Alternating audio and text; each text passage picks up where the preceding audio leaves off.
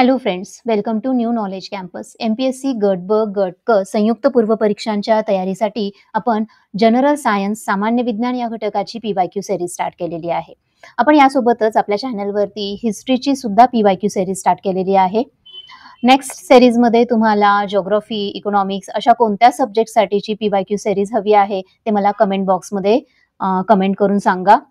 आजची जी जनरल सायन्सची प्रश्नपत्रिका आहे ती आहे एमपीएससी ग्रुप बी संयुक्त पूर्व परीक्षा 2021, जिची एक्झाम झाली होती 26 फेब्रुवारी 2022 रोजी. प्रश्न आहे 0.025 इलेक्ट्रॉन व्होल्ट ऊर्जा असलेला न्यूट्रॉन म्हणजे डॅश डॅश. 1. औष्णिक न्यूट्रॉन, 2. इपिथर्मल न्यूट्रॉन, 3. वेगवान न्यूट्रॉन आणि 4. मंद न्यूट्रॉन. योग्य उत्तर आहे पर्याय क्रमांक 1 औष्णिक न्यूट्रॉन. आता न्यूट्रॉन जेव्हा आपण म्हणतो तेव्हा आपल्याला बघायला मिळतं की एक असतो बाउंड असलेला न्यूट्रॉन जो अणूच्या केंद्रकात असतो आणि दुसरा असतो मुक्त न्यूट्रॉन्स. ही मुक्त न्यूट्रॉन्स म्हणजे जो न्यूट्रॉन कोणत्याही अणूच्या केंद्रकासोबत किंवा अणूसोबत बांधलेला नाहीये, अणू केंद्रकात तो नाहीये, तो मुक्तपणे आहे. असे मुक्त न्यूट्रॉन्स आपल्याला कशातून मिळतात तर एखाद्या अणूचे केंद्रकीय विखंडन जेव्हा होते, फॉर एक्झाम्पल जर आपण युरॅनियम 235 जर आपण घेतलं तर जेव्हा युरॅनियम 235 चे विखंडन होते तेव्हा त्यातून फ्री न्यूट्रॉन हे बाहेर पडत असतात. त्याचबरोबर जेव्हा कॉस्मिक रेज जे असतात ते कॉस्मिक रेज पृथ्वीच्या वातावरणात आढळतात तेव्हा सुद्धा या फ्री न्यूट्रॉनची निर्मिती ही होत असते. आणि काही प्रयोगशाळांमध्ये जर आपण बघितलं तर जेव्हा न्यूक्लिअर रिॲक्टर किंवा इतर कोणत्या ठिकाणी रेडिओ डीके होतो त्यातून सुद्धा हे फ्री न्यूट्रॉन्स बाहेर पडत असतात. आता हे जे फ्री न्यूट्रॉन्स बाहेर पडतात त्यांची जी ऊर्जा असते त्या ऊर्जेनुसार त्यांचे वर्गीकरण केले जाते आणि मग त्यांचे प्रकार आहे cold neutrons, thermal neutron, epithermal neutron, slow neutrons, intermediate neutron, fast neutron आणि रिलेटिव्हिस्टिक न्यूट्रॉन्स. यामध्ये जर आपण कोल्ड न्यूट्रॉन्स जर आपण बघितले तर ज्या न्यूट्रॉनची ऊर्जा 0.025 इलेक्ट्रॉन व्होल्ट पेक्षा कमी असते त्यांना कोल्ड न्यूट्रॉन्स म्हटले जाते. हे न्यूट्रॉन्स स्कॅटरिंग एक्सपेरिमेंट्स किंवा मटेरियल स्ट्रक्चर अनालिसिस यामध्ये वापरली जातात. दुसरं महत्वाचं आहे थर्मल न्यूट्रॉन्स, की ज्या फ्री न्यूट्रॉन्सची ऊर्जा ही 0.025 इलेक्ट्रॉन व्होल्ट इतकी असते त्यांना म्हटलं जातं थर्मल न्यूट्रॉन्स. आणि हे थर्मल न्यूट्रॉन्स न्यूक्लिअर रिॲक्टर्समध्ये केंद्रकीय विखंडनात वापरली जातात.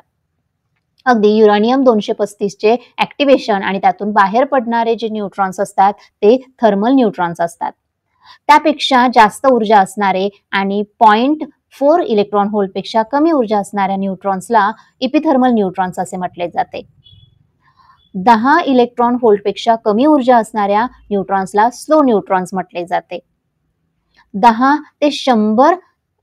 इलेक्ट्रॉन व्होल्ट ते 100 किलो इलेक्ट्रॉन व्होल्ट या दरम्यान ऊर्जा असणाऱ्या न्यूट्रॉन्सला इंटरमिडिएट न्यूट्रॉन्स म्हटलं जातं. तर 100 किलो इलेक्ट्रॉन व्होल्ट पेक्षा जास्त आणि 10 मेगा इलेक्ट्रॉन व्होल्ट पेक्षा कमी ऊर्जा असणाऱ्या न्यूट्रॉनला फास्ट न्यूट्रॉन म्हटलं जातं. हे फास्ट न्यूट्रॉन आज आपण फास्ट ब्रीडर रिॲक्टर्स मध्ये वापरतो. हे जे न्यूट्रॉन्स असतात हे स्टेबल नसतात. यांचा हाफ लाईफ पिरियड साधारण 10 मिनिटांपासून तर 15 मिनिटांपर्यंत किंवा 800-850 सेकंदांपर्यंत असतो. तर हे आपण कुठे शिकतो? हे आपण रेडिओ ऍक्टिव्हिटी मध्ये शिकतो, फिजिक्समध्ये. त्याचबरोबर फिजिक्समध्ये न्यूट्रॉन बाबत आपल्याला इतर माहिती जी आहे ती कुठे मिळू शकते तर 12वीचा फिजिक्सचा जो चॅप्टर आहे न्यूक्लिया नावाचा यामध्ये आपल्याला ह्या डिटेल्स मिळतात. पुढचा प्रश्न आहे कमी तापमानाच्या वस्तूतून उच्च तापमानावरील वस्तूत उष्णता स्थानांतर dash dash transfer of heat from a body at a low temperature to a body at a higher temperature is. First अशक्य आहे. 2 दोन्ही वस्तू संपर्कात ठेवून शक्य आहे. 3 काही बाह्य कार्य करून ते शक्य आहे. 4 यापैकी नाही. योग्य उत्तर आहे पर्याय क्रमांक 3 काही बाह्य कार्य करून ते शक्य आहे by doing some external work. आता हे कशाशी संबंधित आहे तर हे थर्मोडायनामिक्सच्या दुसऱ्या नियमाशी संबंधित आहे. थर्मोडायनामिक्सचा दुसरा नियम आपल्याला काय सांगतो तर थर्मोडायनामिक्सचा दुसरा नियम आपल्याला सांगतो उष्णता नेहमी उच्च तापमानाच्या वस्तूपासून कमी तापमानाच्या वस्तूकडे जाते. उलट प्रवाह म्हणजे कमी तापमानाच्या वस्तूपासून जर आपल्याला उष्णता उच्च तापमानाच्या वस्तूकडे स्थानांतर करायचं असेल तर त्यावेळी आपल्याला बाह्य कार्य करणे आवश्यक असते. मग आता जर आपण बघितलं तर आपल्याला कमी तापमानाच्या वस्तूकडून उष्णता कुठे पाठवायची आहे? जास्त तापमानाच्या वस्तूकडे. काय करावं लागेल? आपल्याला कार्य करावं लागेल. बाह्य कार्य केल्याशिवाय हे शक्य होत नाही. उदाहरणार्थ आपला जो रेफ्रिजरेटर कार्य करतो तो याच पद्धतीने करत असतो की फ्रीजमध्ये जी उष्णता अन्नपदार्थातून वातावरणात बाहेर फेकली जाते, तेव्हा फ्रीजचा कॉम्प्रेसर काय करत असतो? तर बाह्य कार्य करत असतो.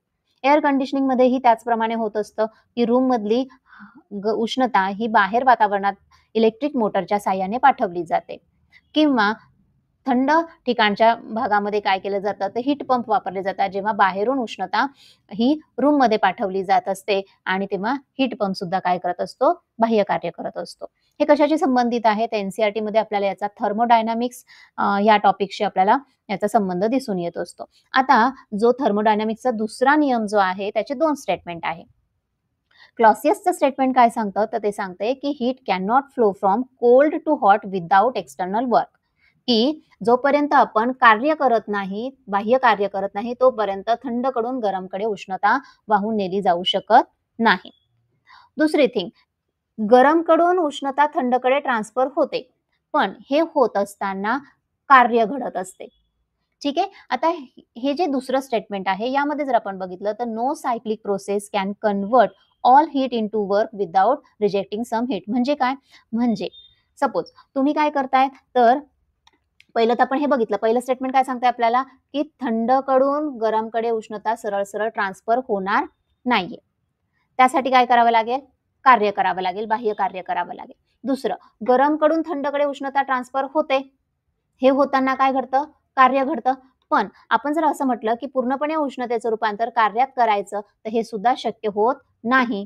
मग उष्णतेचं रूपांतर जर कार्यात होणार असेल तर त्यावेळी काही उष्णता ही काय होणार आहे तर थंड भागाकडे ट्रान्सफर होणार आहे. आणि हेच आपल्याला थर्मोडायनामिक्सचा दुसरा नियम सांगतो. थर्मोडायनामिक्स वरती आयोगाने यापूर्वीही प्रश्न विचारलेला आहे. प्रश्न होता की आपला जो ऊर्जा अक्षयतेचा सिद्धांत आहे, law of conservation of energy जो आहे, हा थर्मोडायनामिक्सचा कितवा नियम आहे? तर तो थर्मोडायनामिक्सचा पहिला नियम आहे. पुढचा प्रश्न, ध्वनीची कमीत कमी श्रवणीय वारंवारता म्हणजे the minimum Audible frequency of sound means. 1. श्रवण क्षमतेची आरंभ तीव्रता, थ्रीशोल्ड इंटेन्सिटी ऑफ ऑडिबिलिटी. 2. ध्वनी श्रवण क्षमतेची न्यूनतम मर्यादा, lower pitch limit of audibility. 3. ध्वनी श्रवण क्षमतेची उच्चतम मर्यादा, अपर पिच लिमिट ऑफ ऑडिबिलिटी. 4. वरीलपैकी नाही, नन ऑफ द अबो. योग्य उत्तर आहे पर्याय क्रमांक 2 म्हणजे श्रवण क्षमतेची न्यूनतम मर्यादा. आता पिच म्हणजे आवाजाची उंची किंवा खोली. आपण जर आपल्याला मानवाला ऐकू येणाऱ्या आवाजाची वारंवारता फ्रिक्वेन्सी जर आपण घेतली तर या फ्रिक्वेन्सीनुसार आपण ध्वनीचे 3 प्रकार करतो. एक असतं ऑडिबल रेंज, दुसरं असतं इन्फ्रासाउंड अँड अल्ट्रासाउंड. ऑडिबल म्हणजे काय? तर ज्या आवाजाची तीव्रता फ्रिक्वेन्सी, ज्या आवाजाची वारंवारता फ्रिक्वेन्सी ही 20 हर्ट्ज ते 20,000 हर्ट्ज, 20 ते 20,000 हर्ट्ज दरम्यान असते, हा असा आवाज मानवी कानांना ऐकू येतो. तर 20 हर्ट्जपेक्षा कमी वारंवारतेचा आवाज मानवी कान ऐकू शकत नाही, त्याला इन्फ्रासाउंड म्हटलं जातं. आणि 20,000 हर्ट्जपेक्षा जास्त वारंवारतेचा जो आवाज असतो तो सुद्धा मानवी कान ऐकू शकत नाही, त्याला अल्ट्रासाउंड म्हटलं जातं. मग आपल्याला कोणता आवाज ऐकू येतो? तर आपल्याला 20 ते 20,000 हर्ट्ज पर्यंतचा दरम्यानचा आवाज ऐकू येतो. प्रश्नामध्ये न्यूनतम विचारलेलं आहे, कमीत कमी विचारलेलं आहे. मग अशा वेळी काय असणार आहे तर जिथे पिच, आता बघा पिचचा आणि फ्रिक्वेन्सीचा संबंध काय? फ्रिक्वेन्सी वाढली की पिच तीव्र होतो आणि फ्रिक्वेन्सी कमी झाली तर पिच खोल जातो. म्हणजे जर कमीत कमी म्हटलेलं आहे तर कमीत कमी फ्रिक्वेन्सी असणार आणि मग ह्यामुळेच काय तर मिनिमम किंवा न्यूनतम काय म्हणता येईल आपल्याला पिच म्हणता येतो आणि म्हणून पर्याय क्रमांक 2 हा योग्य उत्तर आहे. आपण जर पुरुषांच्या आवाजाची फ्रिक्वेन्सी जर आपण घेतली तर ती 85 ते 180 हर्ट्ज दरम्यान असते. स्त्रियांच्या आवाजाची फ्रिक्वेन्सी ही 165 ते 255 हर्ट्ज असते. तर ऐकू येणाऱ्या आवाजाची फ्रिक्वेन्सी ही 20 हर्ट्ज ते 20,000 हर्ट्ज इतकी असते. पुढचा प्रश्न, हिरा डॅश डॅश आहे. Diamond is A dash dash. 1. धात्विक स्फटिक मेटॅलिक क्रिस्टल. 2. सहसंयोजी स्फटिक कोव्हॅलंट क्रिस्टल, 3 आयोनिक स्फटिक आयोनिक क्रिस्टल, 4 रेणू स्फटिक मॉलिक्युलर क्रिस्टल. योग्य उत्तर आहे कोव्हॅलंट क्रिस्टल म्हणजेच पर्याय क्रमांक 2 सहसंयोजी स्फटिक. डायमंड. डायमंड हा कार्बनचा बनलेला असतो. हा कार्बनचा एक ॲलोट्रॉप आहे आणि यामध्ये कार्बन कार्बन एकमेकांना सहसंयोज बंधाने जोडलेले असतात आणि म्हणून काय तर कार्बन जर सहसंयोज बंधाने जोडलेलं असेल तर डायमंड काय आहे तर सहसंयोज क्रिस्टल किंवा कोव्हॅलंट क्रिस्टल आहे. यामध्ये जर आपण बघितलं तर या डायमंडमध्ये जी कार्बन एकमेकांना जोडलेली असतात त्याला टेट्राहेड्रल अरेंजमेंट असं म्हटलं जातं. 3D स्ट्रक्चर जे आहे डायमंडचं ते टेट्राहेड्रल स्ट्रक्चर आहे. डायमंड हा अत्यंत हार्ड, कठीण, ट्रान्सपरंट, पारदर्शक, इलेक्ट्रिकल इन्सुलेटर हा असतो. इथे आपल्याला डायमंडचं स्ट्रक्चर आपल्याला दिसतं आहे. NCERTचा जो सॉलिड स्टेट नावाचा चॅप्टर आहे त्यामध्ये ह्या डिटेल्स आहे. या व्यतिरिक्तही आपण इतर डिटेल्स बघणं आवश्यक आहे की जे सॉलिड स्टेट आहेत, सॉलिड्स जे असतात त्या सॉलिड्सचे प्रकार आहेत. मग त्याला molecular solids, ionic solid, metallic solids आणि कोव्हॅलंट सॉलिड्स असं म्हटलं जातं. मॉलिक्युलर सॉलिड्समध्ये जर आपण बघितलं तर त्याच्या मॉलिक्युल्स पासून तो तयार झालेला असतो आणि त्याचे 2 प्रकार आहे, पोलार आणि हायड्रोजन बॉन्डिंग असणारे. पोलार जे असतात त्यांच्यामध्ये जर आपण बघितलं तर डिस्पर्शन ऑर लंडन फोर्सेसमध्ये बॉन्डिंग असतं. तर हायड्रोजन बॉन्डिंग जे असतं त्याच्यामध्ये डायपल डायपल इंटरॅक्शन असतं. आपलं जे मीठ असतं वगैरे ह्यांना आयोनिक सॉलिड्स असं म्हटलं जातं. धातू जे असतात ते मेटॅलिक सॉलिड्स आहे. तर डायमंड, क्वार्ट्ज, ग्रॅफाइट असे जे असतात त्यांना कोव्हॅलंट सॉलिड्स असे म्हटले जाते. पुढचा प्रश्न, डॅश डॅश मिश्र धातूचे उच्च सामर्थ्य ते वजन गुणोत्तर प्रामुख्याने विमान आणि ऑटोमोबाईल उद्योगांमध्ये वापर करण्याची शिफारस करतात. The high strength to weight ratio of dash dash alloy mainly recommends their use in aircraft and automobile industries. Options आहेत, 1 हलक्या स्टीलच्या लाईट स्टील, 2 हलक्या टायटॅनियमच्या लाईट टायटॅनियम, 3 हलक्या तांब्याच्या लाईट कॉपर, 4 हलक्या ॲल्युमिनियमच्या लाईट ॲल्युमिनियम. योग्य उत्तर आहे पर्याय क्रमांक 4 लाईट ॲल्युमिनियम हलक्या ॲल्युमिनियमच्या. ॲल्युमिनियम जर आपण बघितला तर ॲल्युमिनियम हा कमी घनता असणारा असा धातू आहे. ॲल्युमिनियमची घनता जर आपण बघितली तर 2.7 ग्रॅम पर सेंटीमीटर क्यूब इतकी आहे. त्यामुळे त्याचे वजन हे कमी राहते.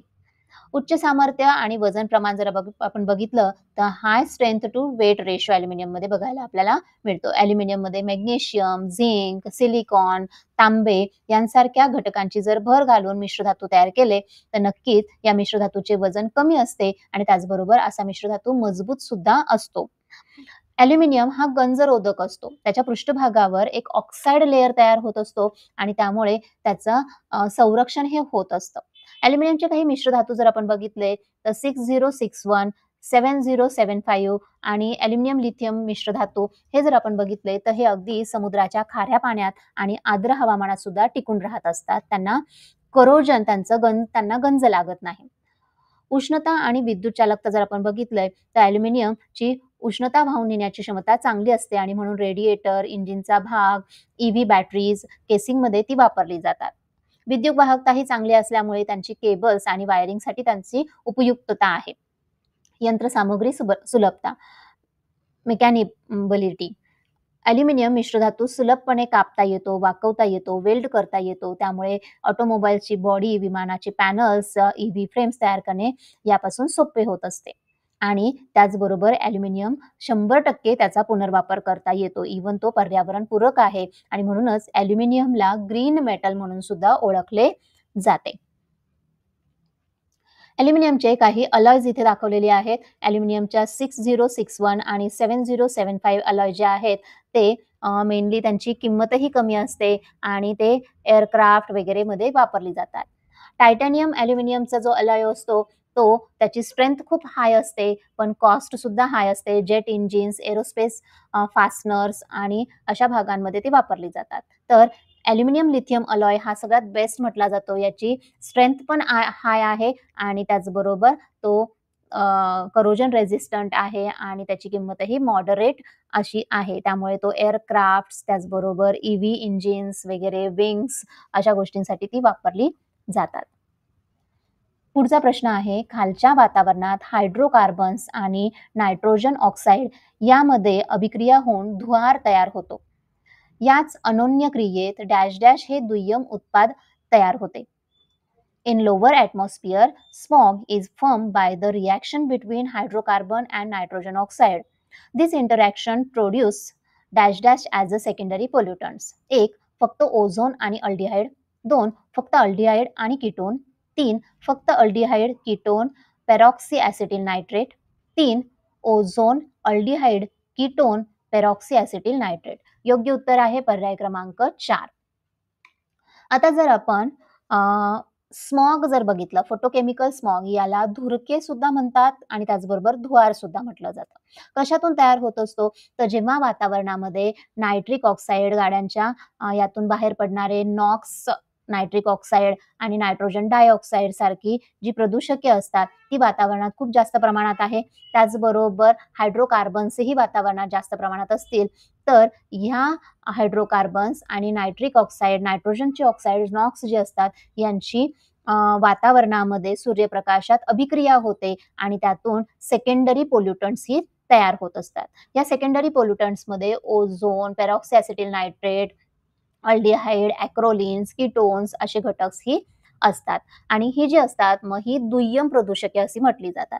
कसे तयार होतात तर आपण इथे बघूयात की नायट्रोजनचं जे ऑक्साईड्स आहे ते काय होतं तर त्या ऑक्सिजनशी अभिक्रिया होते सर्वप्रथम आणि त्यातून नायट्रोजन डायऑक्साईड तयार होतो. नायट्रिक ऑक्साईड पासून नायट्रोजन डायऑक्साईड तयार होतो. हा जो नायट्रोजन डायऑक्साईड आहे हा सनलाईट ॲज अ कॅटलिस्ट तिथे काम करतो आणि ह्याचं रूपांतर परत नायट्रिक ऑक्साईड आणि नेसेंट ऑक्सिजन मध्ये होतं. हा नेसेंट ऑक्सिजन हवेतल्या नॉर्मल ऑक्सिजन सोबत रिॲक्ट होतो आणि त्यातून ओझोनची निर्मिती होते. नॉर्मली ओझोन हा स्ट्रॅटोस्फिअर मध्ये जर असेल तर तो योग्य आहे, पण जर तो ट्रोपोस्फिअर मध्ये असेल, लोअर ॲटमॉस्फिअर मध्ये असेल तर तो प्रदूषक म्हणून असतो, हानिकारक असतो.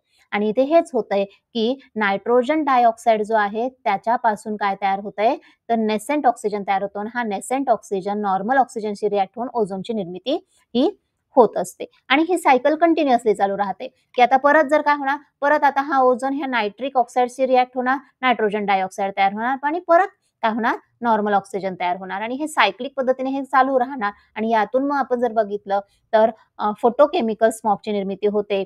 पेरॉक्सी ॲसिटिल नायट्रेट, फॉर्मॅल्डिहाइड, ॲक्रोलिन्स, त्याचबरोबर कीटोन्स ही सर्व घटक आपल्याला स्मॉगमध्ये बघायला मिळतात. काय होतं ह्या स्मॉगमुळे तर हे जे ओझोन, कीटोन्स, पेरॉक्सी ॲसिटिल नायट्रेट असतात हे अत्यंत विषारी असतात. यामुळे ओझोनमुळे श्वसन मार्गावर परिणाम होतो. खोकला येणं, श्वास घेण्यास त्रास होणं, अस्थमा वाढणे, फुफ्फुसांची कार्यक्षमता कमी होणे अशा गोष्टी ह्या होत असतात. अल्डिहाइड्स आणि कीटोन्समुळे डोळ्यांची जळजळ होणे, नाक आणि घशात खवखवणे आणि त्याचबरोबर जर जास्त काळ अशा अल्डिहाइड्स आणि कीटोनच्या संपर्कात राहिलं तर न्यूरोलॉजिकल आणि रेस्पिरेटरी समस्यांचा धोका सुद्धा असतो. पेरॉक्सी ॲसिटिल नायट्रेट हे अत्यंत विषारी असते. डोळ्यांची तीव्र जळजळ आणि श्वसनाचे गंभीर आजार यामुळे उद्भवतात. वनस्पती आणि शेतीवरतीही अशा स्मॉगचा हानिकारक परिणाम हा दिसून येत असतो. ओझोन आणि पेरॉक्सी ॲसिटिल नायट्रेटमुळे वनस्पतीच्या पानांवर डाग पडतात, पेशींचे नुकसान होते, प्रकाश संश्लेषण कमी होत असते आणि यामुळे उत्पादनात घट दिसून येत असते. त्याचबरोबर पेरॉक्सी ॲसिटिल नायट्रेट हे वनस्पतीच्या वाढीवर आणि बीजधारणेवरही परिणाम करत असते. जेव्हा असे फोटोकेमिकल स्मोग एखाद्या शहरामध्ये निर्माण होत असतात त्यामुळे जी व्हिजिबिलिटी असते ती कमी होते आणि धुके आणि धुरक्यामुळे अपघात होण्याचा धोका हा वाढतो. त्याचबरोबर असे फोटोकेमिकल स्मॉग हे ऑक्सिजन एक ग्रीन हाऊस वायू असल्यामुळे तापमान वाढीला कारणीभूत ठरतो आणि त्यामुळे ग्लोबल वॉर्मिंग एक प्रकारे होत असते. पुढचा प्रश्न, अमिबा हा प्रोटोझोन प्राणी आहे कारण amoeba is protozoan animal because a. एक पेशीय प्राणी ज्यामध्ये उती आणि अवयव नाहीत. ब. सर्व प्राण्यांमध्ये प्राचीन व सामान्य प्राणी. क. छद्मपादाचा वापर हालचालीसाठी करतो. ड. अंगावर छिद्री असलेला प्राणी. वरीलपैकी कोणते विधाने बरोबर आहे किंवा आहेत? 1. पर्याय क्रमांक 1 फक्त अ. 2. फक्त अ आणि क. 3.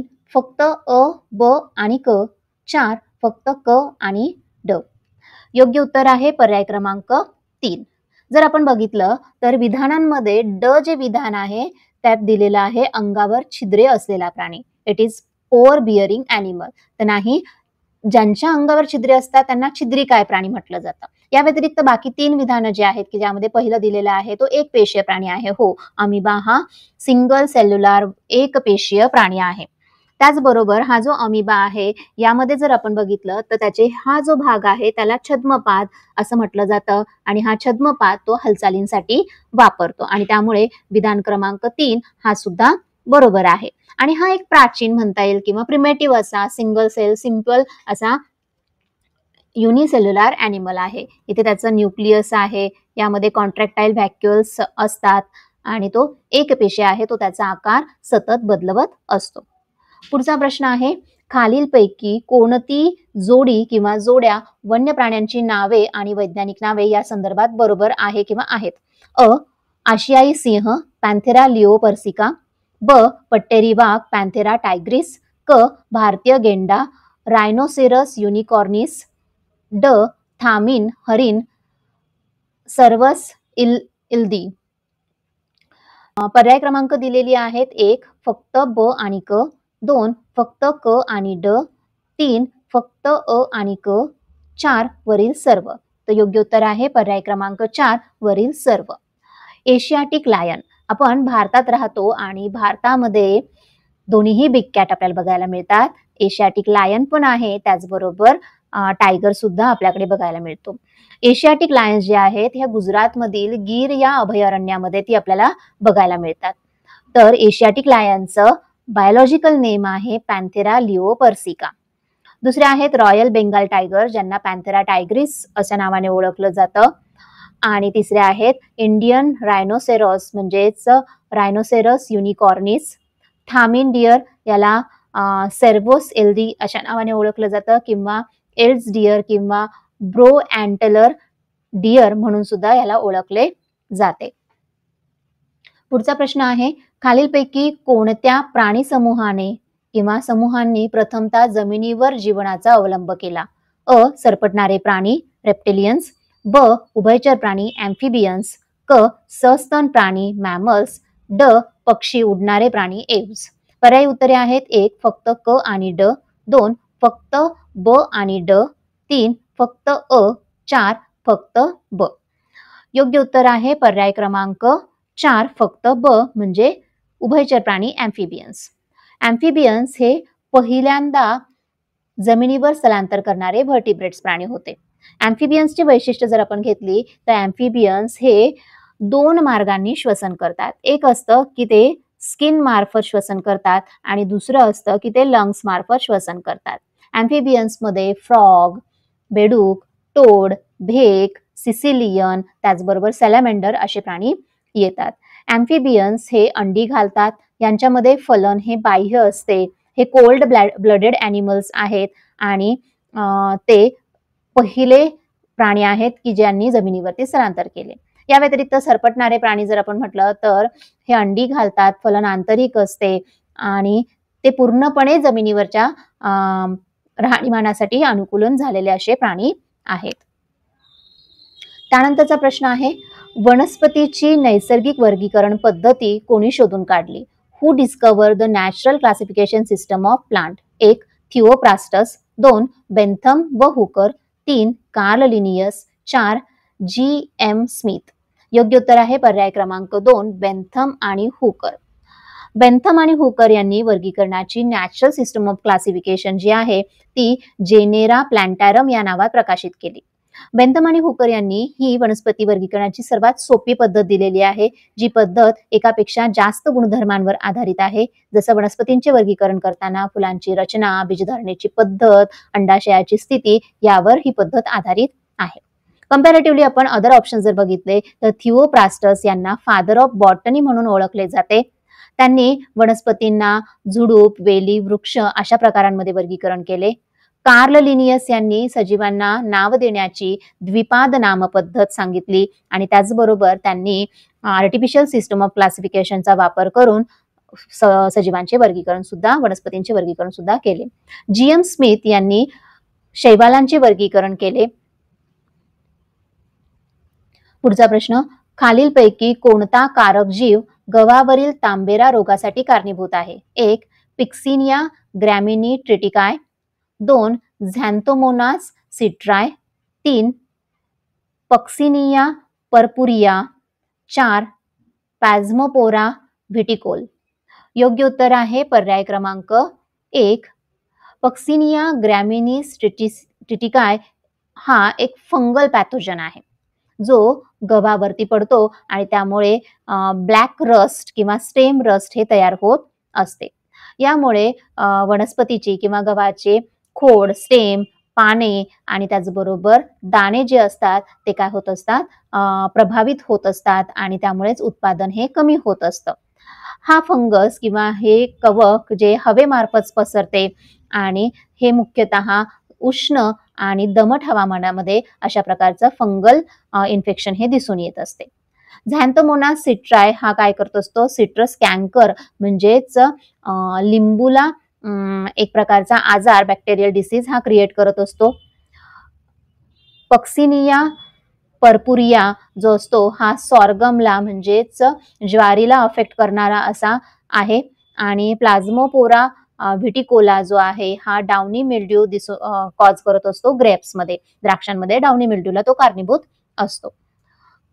पुढचा प्रश्न आहे, शेतीमध्ये भूगर्भातील भूजल खालीलपैकी कोणत्या घटकामध्ये पाझरते? In agriculture ground water is tap by, options आहे 1. कालवे कॅनल, 2. विहीर सिंकिंग वेल्स, 3. तलाव पॉन्ड्स आणि 4. टाकी टँक्स. योग्य उत्तर आहे पर्याय क्रमांक 2. सिंकिंग वेल विहीर. विहिरी खोदणे ही शेतीसाठी भूजल मिळवण्याची मुख्य पद्धत आहे. यात खोल विहिरी, बोरवेल्स, ट्यूबवेल्स यांचा समावेश येतो. विहिरीतून मिळणारे पाणी सिंचनासाठी वापरले जाते. विशेषतः ज्या भागात कमी पर्जन्य आहे त्या ठिकाणी विहीर हा एक महत्वाचा असा स्रोत आहे. पुढचा प्रश्न आहे, खालीलपैकी कोणते कोलेस्टेरॉल हे चांगले कोलेस्टेरॉल म्हणून ओळखले जाते? Which of the following cholesterol is considered as a good cholesterol? Options आहे 1. LDL cholesterol, 2.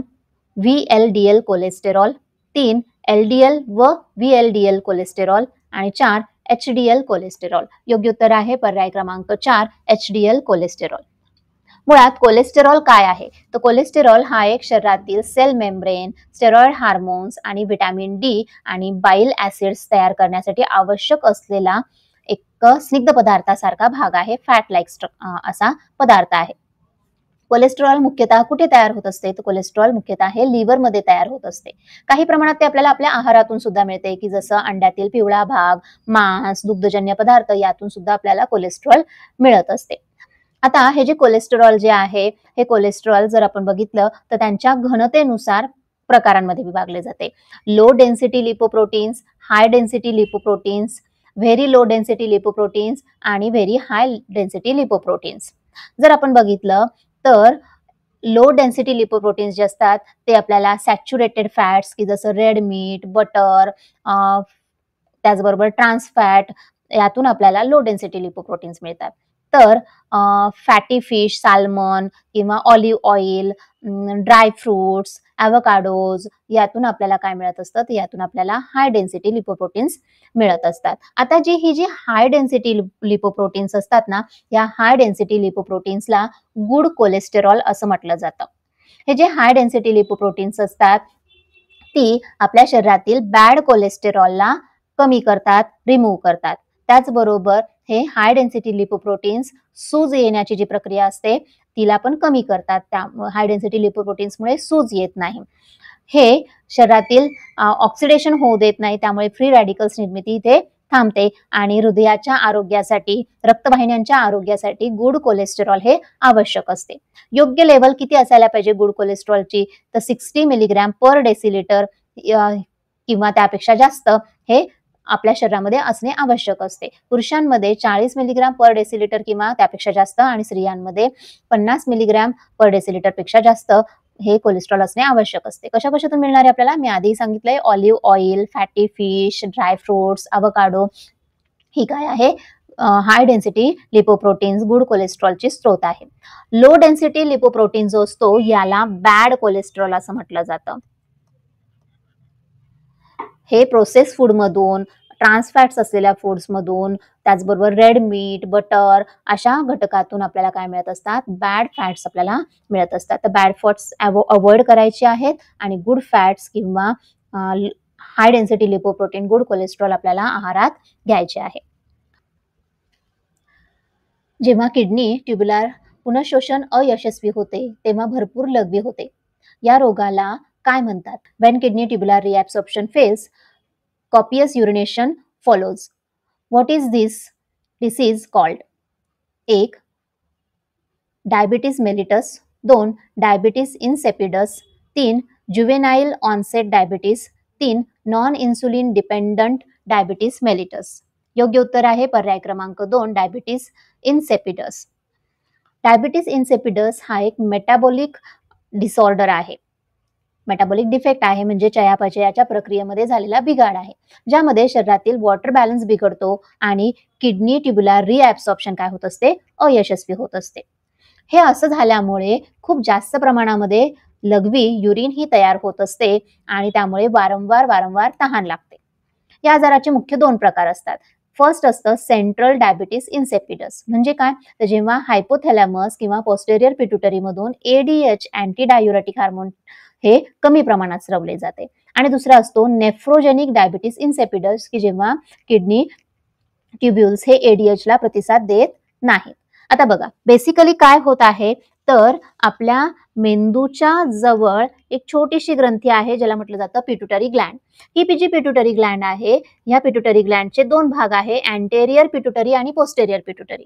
अँटेरियर पिट्युटरी मधून इतर काही हार्मोन्स तयार होत असतात, की ज्यामध्ये आपण थायरॉइड स्टिम्युलेटिंग हार्मोन, त्याचबरोबर फॉलिकल स्टिम्युलेटिंग हार्मोन असे काही हार्मोन्स बघतो. पण पोस्टेरियर पिट्युटरी जे हार्मोन आहेत यामध्ये 2 हार्मोन तयार होत असतात. एक असतं ऑक्सिटोसिन आणि दुसरं असतं ADH. आता हे जे ADH आहे याला व्हॅसोप्रेसिन सुद्धा म्हटलं जातं किंवा अँटी डायुरेटिक हार्मोन सुद्धा म्हटलं जातं. हे जे अँटी डायुरेटिक हार्मोन काय आहे, अँटी म्हणजे प्रतिराध, डायुरॅसिस म्हणजे जास्त युरिनेशन. मग हे कशाला विरोध करतं, तर जास्त युरिन होण्याला विरोध करते. मग हे काय सांगते, तर हे हार्मोन किडनीला सांगते की त्या किडनीमध्ये जास्त पाण्याचा निचरा व्हायला नको. पण जर हायपोथॅलॅमस किंवा पिट्युटरी ग्लँड मधून जर ह्या ADH चे सिक्रेशन कमी झालं तर नक्कीच किडनीवरती नियंत्रण राहणार नाही आणि किडनी जास्त प्रमाणात काय करणार, वॉटर लॉस करणार आणि त्यावेळी जास्त वेळा युरिन ही तयार होणार, जास्त क्वांटिटीमध्ये युरिन तयार होणार. दुसरा प्रकार आहे की ADH तर तयार होत आहे पण किडनी ट्युब्युल्सला त्यांचं म्हणणं कळत नाहीये, एक प्रकारे ते त्याला प्रतिसाद देत नाहीये आणि ADH असून सुद्धा किडनी काय करते, जास्त पाण्याचे उत्सर्जन करते. तर ह्या दोन्ही थिंग मध्ये काय होतंय, जास्त वेळा युरिनेशन हे होत असतं, वॉटरचा बॅलन्स जो असतो तो बिघडतो आणि वारंवार त्यामुळे तहानही लागत असते. या व्यतिरिक्त इतर टेम्पररी पिरियड्स पण असू शकतात, कालावधीसाठी सुद्धा ह्या थिंग्स असू शकतात की ज्यामध्ये जर मेंदूचं तहान लागण्याचं जे केंद्र आहे त्यामध्ये जर बिघाड झाला तर त्यावेळी सुद्धा व्यक्तीला वारंवार तहान लागू शकते आणि वारंवार युरिनेशनला जावं लागू शकतं. त्याचबरोबर जर जस्टेशन मध्ये, गर्भधारणेमध्ये जर आपण बघितलं तर प्लॅसेंटाचे जे एन्झाईम्स असतात ते ADH ला नष्ट करतात आणि त्यामुळे सुद्धा काय होत असतं, तर वारंवार तहान लागणे आणि युरिनेशनला जाणे हे होऊ शकते. निदान कसं केलं जातं, तर या आजाराच्या तपासणीसाठी वॉटर डिप्रायव्हेशन टेस्ट किंवा सिरम ऑस्मोलॅरिटी टेस्ट किंवा युरिन ऑस्मोलॅरिटी टेस्ट ही केली जात असते. यासाठी उपचारांमध्ये सिंथेटिक ADH हे वापरलं जातं. नेफ्रोजेनिक जर कारण असेल तर त्यावेळी सॉल्ट रिस्ट्रिक्शन्स किंवा आहारातील मिठावरती नियंत्रण ठेवणे वगैरे अशा काही गोष्टी ह्या केल्या जात असतात. तर डायबिटीसचे 2 प्रकार आहे, एक असतो शुगर डायबिटीस आणि दुसरा असतो वॉटर डायबिटीस. डायबिटीस इन्सेपिडस जो आहे याला वॉटर डायबिटीस म्हणून सुद्धा ओळखले जाते. पुढचा प्रश्न, खालीलपैकी कोणती लस तोंडावाटे दिली जाते? Which of the following vaccine is administered by oral route? First option Bacillus calmette-guerin, second option Sabin, third option Salk आणि fourth option गालगुंड, गोवर, rubella, mumps, measles and rubella. योग्य उत्तर आहे पर्याय क्रमांक 2 सॅबिन. सॅबिन ही लस पोलिओसाठी दिली जाणारी लस आहे. ही लस तोंडावाटे मुखावाटे दिली जाते म्हणून तिला ओरल पोलिओ व्हॅक्सिन असं म्हणून सुद्धा ओळखलं जातं. OPV oral polio vaccine. ही जी ओरल पोलिओ व्हॅक्सिन आहे या ओरल पोलिओ व्हॅक्सिन मध्ये जिवंत दुर्बल लाईव्ह अटेन्युएटेड व्हायरसेस असतात आणि ती जी लस आहे ही लस पोलिओ पासून आपल्याला संरक्षण देते. आतड्यांमध्ये आपली इम्युनिटी ही निर्माण केली जात असते. 5 वर्षाच्या आतील बालकांना वर्षातून 2दा ही ओरल पोलिओ व्हॅक्सिन पोलिओ रविवारी दिली जात असते आणि ही साधारण 6 आठवड्याच्या अंतराने दिली जात असते. जर आपण इतर ऑप्शन्स बद्दल बघितलं तर बॅसिलस कॅलमेटिग्युरिन ही जी लस आहे ही क्षयरोगाच्या प्रतिबंधात दिली जात असते आणि ती इंट्राडर्मली दिली जात असते. साल्क व्हॅक्सिन जी आहे ही पोलिओचीच प्रतिबंधात्मक लस आहे पण ती इंट्राव्हेनस दिली जाते म्हणून तिला IPV म्हणून सुद्धा ओळखलं जातं. तर ती इंट्राव्हेनस दिली जाते. मीजल्स मम्स अँड रुबेलाची जी व्हॅक्सिन आहे ती ओरली दिली जात नाही. अशाच माहितीसाठी PYQ सिरीजसाठी लाईक करा, शेअर करा, सबस्क्राईब करा न्यू नॉलेज कॅम्पसला. धन्यवाद.